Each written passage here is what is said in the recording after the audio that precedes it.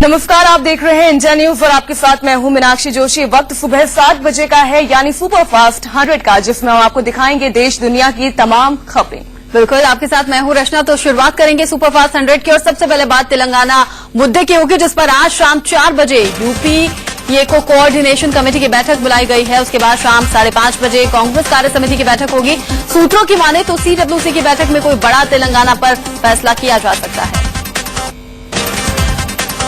कांग्रेस सूत्रों के मुताबिक सरकार अलग तेलंगाना राज्य बनाने का मन बना चुकी है। कांग्रेस ने पहले ही संकेत दे दिए हैं कि बातचीत पूरी हो गई है, अब बस फैसला सुनाने का इंतजार है। मसला है, इसका वाइडेस्ट कंसल्टेशन हो चुके हैं। इसके बारे में श्री कृष्ण कमीशन की रिपोर्ट भी आ चुकी है, तो सभी से चर्चा हो जाने के बाद अब इसमें निर्णय होना है, तो जल्दी निर्णय हो जाएगा। तेलंगाना पर फैसले से पहले ही आंध्र प्रदेश के मुख्यमंत्री किरण कुमार रेड्डी ने इस्तीफे की पेशकश की। सोनिया गांधी ने रेड्डी को दिल्ली बुलाया है।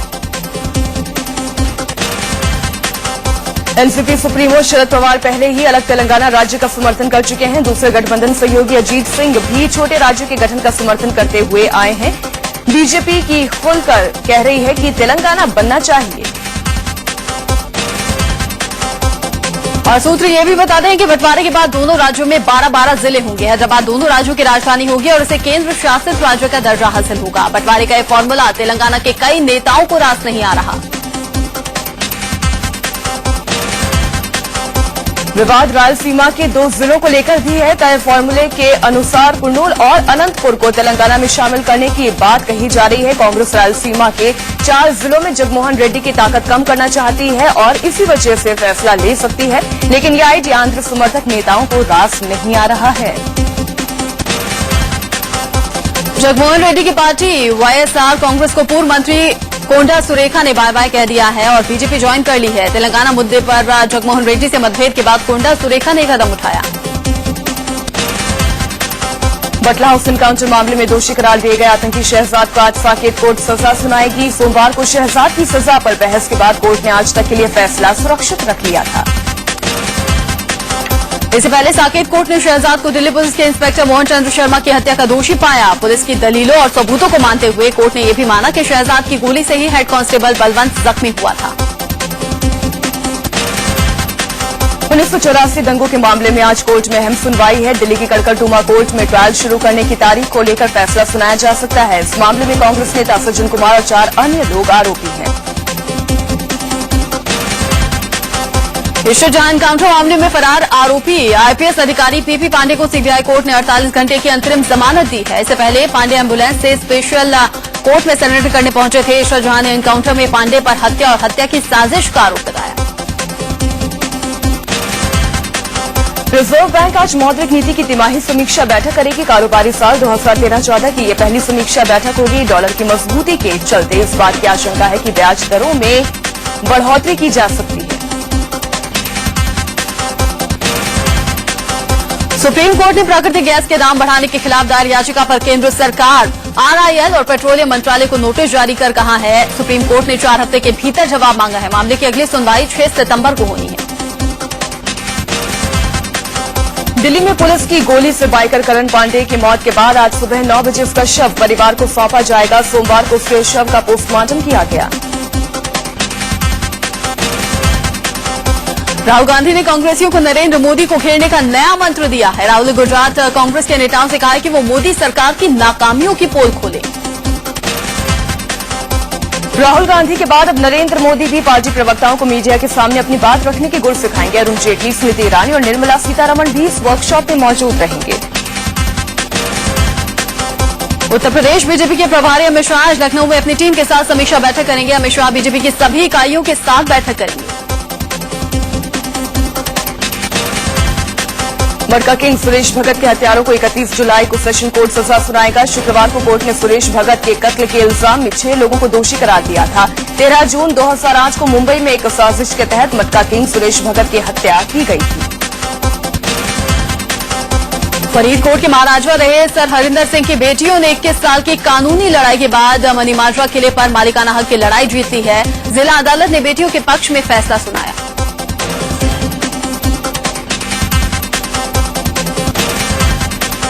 मनीमाजरा के किले के अलावा फरीदकोट, दिल्ली, हैदराबाद, हिमाचल में महाराजा की करीब 20,000 करोड़ की संपत्ति की हकदार भी उनकी बेटियां बन गई हैं। अब तक ये संपत्ति उनके नौकरों, वकीलों और कुछ अन्य लोगों के हवाले थी। ग्रेटर नोएडा में आईएएस दुर्गा शक्ति के निलंबन का मामला तूल पकड़ता हुआ दिख रहा है। इस मामले को लेकर आम आदमी पार्टी और बीजेपी के कार्यकर्ताओं ने जिला कलेक्ट्रेट पर प्रदर्शन कर डीएम का घेराव किया। ये लोग दुर्गा शक्ति की बहाली की मांग कर रहे थे। आईएएस दुर्गा शक्ति नागपाल के निलंबन से यूपी की आईएएस एसोसिएशन गुस्से में है। एसोसिएशन के सदस्यों ने इस मामले को लेकर मुख्य सचिव आलोक रंजन से मुलाकात की और दुर्गा शक्ति का निलंबन वापस लेने की मांग की। आईएएस एसोसिएशन ने दुर्गा शक्ति के निलंबन के तरीके पर विरोध जाहिर किया। एसोसिएशन के मुताबिक इस मामले में किसी भी तरह की क्रिमिनली रिपोर्ट नहीं ली गई, दुर्गा शक्ति के पक्ष को भी नहीं सुना गया। इससे पहले ग्रेटर नोएडा और नोएडा में खनन माफिया के खिलाफ अभियान चलाने वाली आईएएस अफसर दुर्गा शक्ति नागपाल को सस्पेंड कर दिया गया। माना जा रहा है कि खनन माफिया के दबाव में ही महिला आईएएस की पर कार्रवाई की गई है। हालांकि अखिलेश सरकार की ओर से बयान आया है कि दुर्गा शक्ति ने एक धार्मिक स्थल की दीवार गिरवा दी थी, जिसके चलते कार्रवाई की गई। मुख्यमंत्री अखिलेश यादव ने सफाई दी कि सांप्रदायिक तनाव को रोकने के लिए फैसला लिया गया। यूपी के नगरीय विकास मंत्री आजम खान ने दुर्गा नागपाल के निलंबन पर कहा है कि कई बार सजा भी न्याय होती है। आईएएस दुर्गा शक्ति के निलंबन को लेकर यूपी की सियासत भी गर्मा गई है। बीजेपी ने इस फैसले को वोट बैंक की राजनीति कहा। दुर्गा शक्ति के निलंबन को लेकर बीएसपी ने यूपी की अखिलेश सरकार पर निशाना साधा है। बसपा महासचिव सतीश चंद्र मिश्रा ने कहा है कि अफसरों को ईमानदारी से ड्यूटी नहीं निभाने दी जा रही है। आईएएस दुर्गा शक्ति के निलंबन को लेकर कांग्रेस महासचिव दिग्विजय सिंह ने अखिलेश सरकार पर हमला बोला है। दिग्विजय ने कहा कि मध्य प्रदेश और उत्तर प्रदेश में रेत माफिया सरकार चला रही है। दुर्गा शक्ति के निलंबन को लेकर लगातार हो रहे हमले के बीच यूपी सरकार के मंत्री शिवपाल सिंह यादव ने कहा है कि अगर जांच में दुर्गा निर्दोष पाई गई तो उन्हें फिर से बहाल कर दिया जाएगा। और वहीं इस आईपीएल स्पॉट फिक्सिंग मामले में दिल्ली पुलिस आज चार्जशीट दाखिल कर सकती है। खबर है कि चार्जशीट में police underworld don Dawood Ibrahim, Rajasthan Royals के 3 खिलाड़ियों और 26 अन्य लोगों का नाम दे सकती है। फिक्सिंग और बैटिंग मामले में गुरुनाथ मैयप्पन को क्लीन चिट देने वाली बीसीसीआई की जांच कमेटी सवालों के घेरे में है। कमेटी ने दावा किया था कि मुंबई पुलिस ने उनसे सहयोग नहीं किया, लिहाजा सबूतों के अभाव में मैयप्पन को क्लीन चिट दे दी गई। लेकिन इंडिया न्यूज को मिली चिट्ठियों से बीसीसीआई पर बड़ा सवाल खड़ा हो रहा है। 28 जून को बीसीसीआई ने मुंबई पुलिस को चिट्ठी लिखकर एक अफसर को जांच में शामिल होने के लिए बेंगलौर भेजने की बात कही। जवाब में 5 जुलाई को मुंबई पुलिस ने एक चिट्ठी लिखकर बीसीसीआई से पूछा कि इसके लिए उनके पास क्या कानूनी आधार है। इसका बीसीसीआई ने कोई जवाब नहीं दिया और ये कहते हुए कि मुंबई पुलिस ने सहयोग नहीं किया, मैयप्पन को क्लीन चिट दे दी। इस बीच बीसीसीआई के पूर्व सचिव जयवंत लेले ने श्रीनिवासन पर आरोप लगाया है कि उन्होंने जानबूझकर जांच कमेटी में अपने लोगों को बिठाया ताकि उन्हें क्लीन चिट मिल सके। इससे पहले आईपीएल स्पॉट फिक्सिंग की जांच कर रही कमेटी ने एन श्रीनिवासन और उनकी कंपनी इंडिया सीमेंट्स को क्लीन चिट दे दी। जांच कमेटी ने अपनी रिपोर्ट बीसीसीआई को सौंपी, जिसमें श्रीनिवासन के दामाद गुरुनाथ मैयप्पन को फिक्सिंग के आरोपों से राहत दे दी गई। आईपीएल फिक्सिंग के आरोप से दामाद गुरुनाथ मैयप्पन को क्लीन चिट मिलते ही एन श्रीनिवासन के दोबारा बोर्ड अध्यक्ष की कुर्सी पर काबिज होने का रास्ता साफ हो गया है। इंडिया न्यूज से श्रीनिवासन ने कहा था कि वो सोमवार से अध्यक्ष का पद संभाल लेंगे। आईपीएल स्पॉट फिक्सिंग की जांच कर रही कमेटी की रिपोर्ट पर 2 अगस्त को होने वाली आईपीएल गवर्निंग काउंसिल की बैठक में अंतिम फैसला होगा। बीसीसीआई उपाध्यक्ष निरंजन शाह ने कहा कि आईपीएल बैठक की अध्यक्षता श्रीनिवासन करेंगे। बीसीसीआई की जांच रिपोर्ट में राज कुंद्रा को भी भारी राहत मिली है। कुंद्रा और उनके राजस्थान रॉयल्स की टीम को क्लीन चिट मिल गई है। कुंद्रा की पत्नी शिल्पा शेट्टी ने इस पर ट्वीट करते हुए कहा है कि शुक्र है सच्चाई की जीत हुई।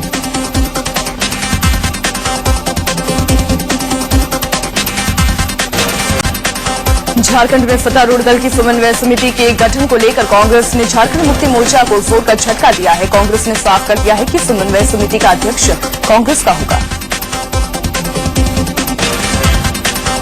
कांग्रेस नेता चौधरी वीरेंद्र सिंह के राज्यसभा सीट को लेकर दिए गए बयान से पार्टी खफा है। पार्टी ने वीरेंद्र सिंह से इस मामले पर सफाई मांगी है।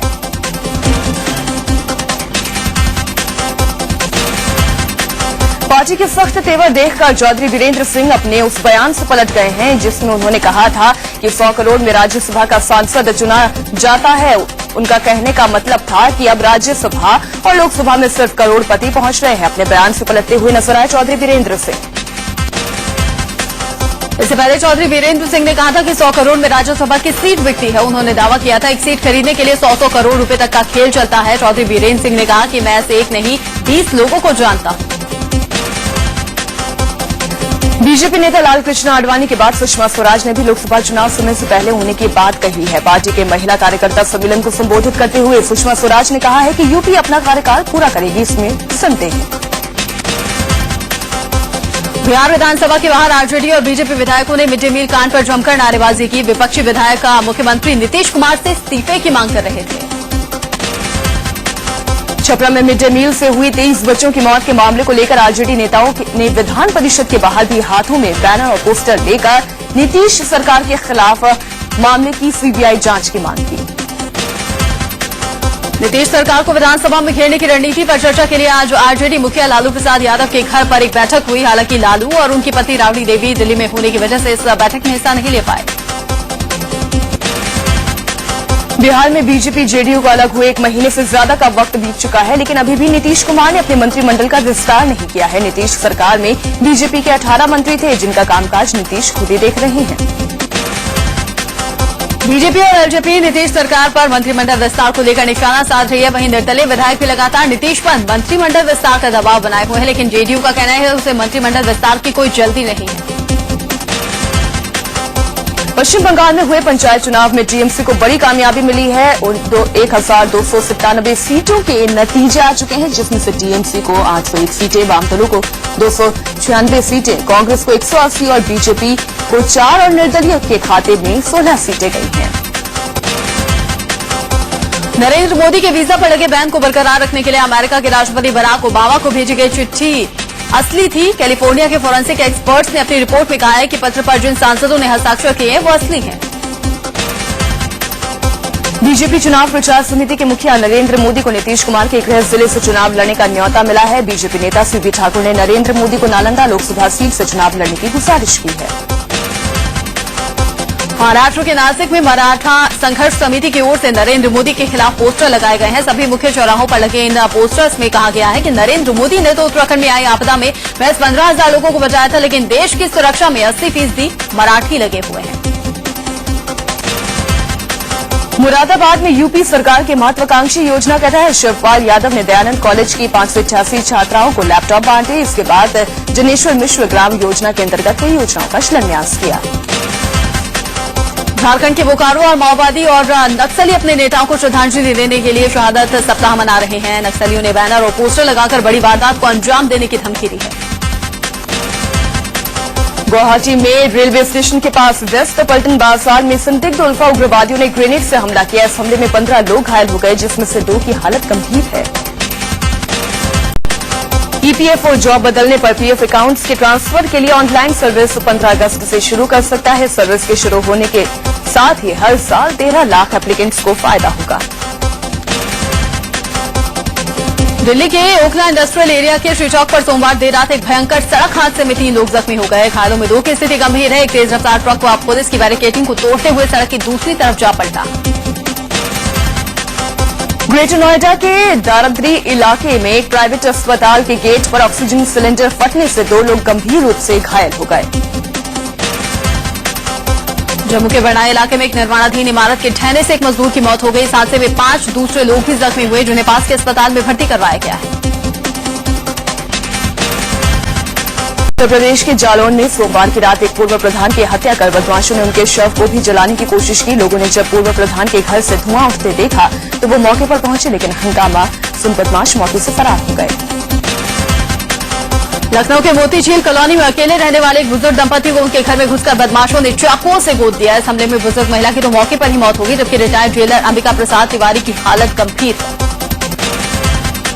आगरा के सिकंदरा इलाके में कुछ दबंगों ने ट्रैफिक सब इंस्पेक्टर एक सिपाही की जमकर पिटाई कर दी। इन दोनों ने इन दबंगों को एक लड़की से छेड़खानी करने से रोका तो दबंगों ने इनकी पिटाई शुरू कर दी।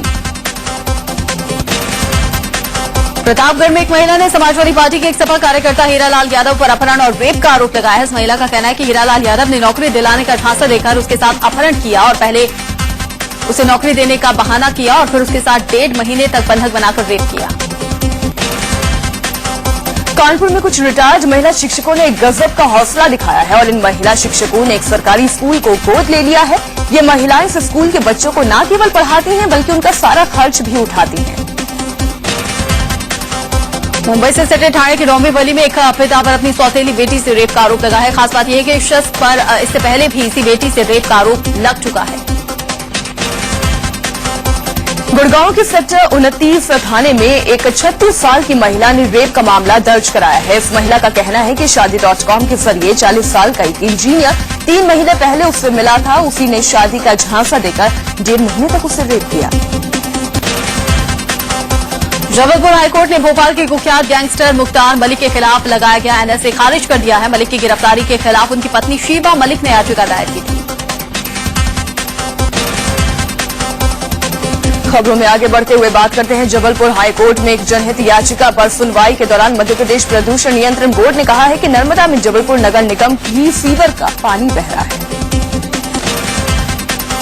मुंबई के वर्ली इलाके में मुंबई की पुलिस वालों की पत्नियों ने अपने हक के लिए एक मोर्चा निकाला। पहली बार आयोजित इस तरह के मोर्चे के जरिए महिलाएं सरकार से मांग कर रही हैं कि उनके परिवार के लिए सरकार सरकारी क्वार्टर मुहैया करवाए।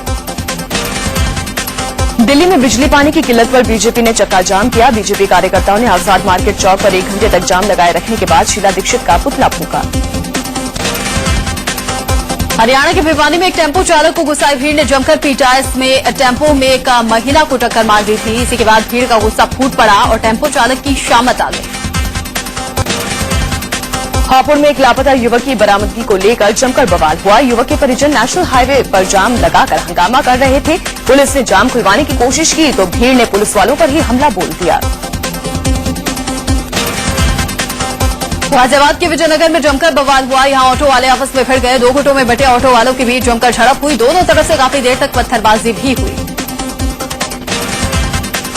होजरी के कपड़े पर भगवान का पोस्टर लगाना मुंबई के ठाणे में एक दुकानदार को महंगा पड़ गया। महाराष्ट्र नवनिर्माण सेना की महिला कार्यकर्ताओं ने इस दुकानदार की जमकर पिटाई की। इसके बाद सड़क पर उसका जुलूस निकाल दिया गया।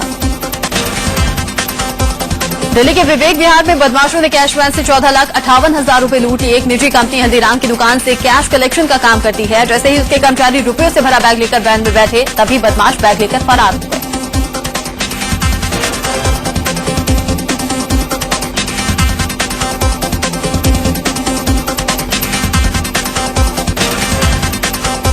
दिल्ली के विवेक विहार में 2 बाइक सवार ट्रेन स्नैचर से एक 25 साल की लड़की को गोली मार दी। लड़की ने ट्रेन स्नैचर का विरोध किया था जब वो दूसरी महिला की ट्रेन लूटकर फरार हो रहे थे। लड़की आईसीयू में एडमिट है। पुलिस मामले की जांच में जुट गई है।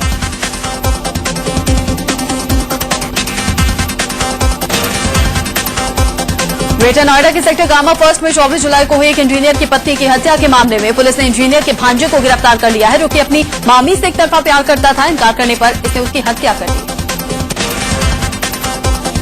यूपी के मुरादाबाद जिले में पुरानी रंजिश के चलते एक युवक की गोली मारकर हत्या कर दी गई। आरोपी की गिरफ्तारी की मांग को लेकर गुस्साए लोगों ने जमकर हंगामा किया। मेरठ के दौराला इलाके में सड़क हादसे के दौरान हुई कांवड़िए की मौत के बाद जमकर हंगामा हुआ। NH 58 पर गुस्साए कांवड़ियों ने जमकर तोड़फोड़ की। पुलिस ने किसी तरह इन्हें समझा बुझाकर मामला शांत करवाया। मेरठ के इंचौली इलाके में कांवड़ियों से भरी एक रोडवेज बस पेड़ से टकरा गई। इस हादसे में कांवड़िए की मौत हो गई जबकि 10 लोग घायल हो गए। मेरठ में करंट की चपेट में आने से हुई एक बच्चे की मौत के बाद गुस्साए लोगों ने जमकर हंगामा किया। यह हादसा एक एटीएम के अंदर हुआ। गुस्साए लोगों ने एटीएम में जमकर तोड़फोड़ की। स्पॉट फिक्सिंग केस में फंसे अजीत चंदेला के परिवार को इस बात का पूरा भरोसा है कि वो बेदाग है और एक दिन सच्चाई सबके सामने आ जाएगी। अजीत चंदेला के परिजनों का कहना है कि उन्हें भारतीय न्याय प्रणाली पर पूरी आस्था और विश्वास है। सोमवार देर रात मुंबई की सड़क पर शिवसेना सुप्रीमो उद्धव ठाकरे अपने बेटे आदित्य ठाकरे और मुंबई के मेयर के साथ सड़कों पर गड्ढे भरवाते हुए दिखाई दिए। बारिश के चलते सड़कों पर जगह जगह गड्ढे हो गए हैं, जिसकी वजह से कई हादसे हुए हैं। इन हादसों को रोकने के लिए बीएमसी दिन रात गड्ढे भरने का काम कर रही है। जम्मू में देर रात हुई बारिश के बाद तावी नदी में आई बाढ़ से जानवर चराने वाले 4 लोग नदी में फंस गए। खबर मिलने के बाद पुलिस और सेना के रेस्क्यू ऑपरेशन को शुरू किया गया। घंटों की मशक्कत के बाद इन लोगों को सुरक्षित बचाया जा सका। वहीं जम्मू में लगातार हो रही बारिश से जम्मू कश्मीर नेशनल हाईवे का एक हिस्सा धंस गया। समरोली इलाके में हुए लैंडस्लाइड से राजमार्ग बंद हो गया। राजमार्ग के बंद होने से सैकड़ों गाड़ियां घंटों फंसी रही।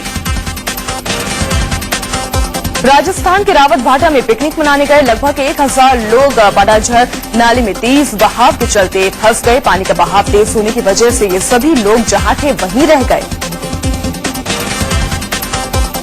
एमपी के टीकमगढ़ में धनास नदी उफान पर है, जिससे टीकमगढ़ सागर मार्ग बंद हो गया। खतरे के निशान से ऊपर रहने की वजह से मुसाफिरों को काफी दिक्कतें आ रही हैं।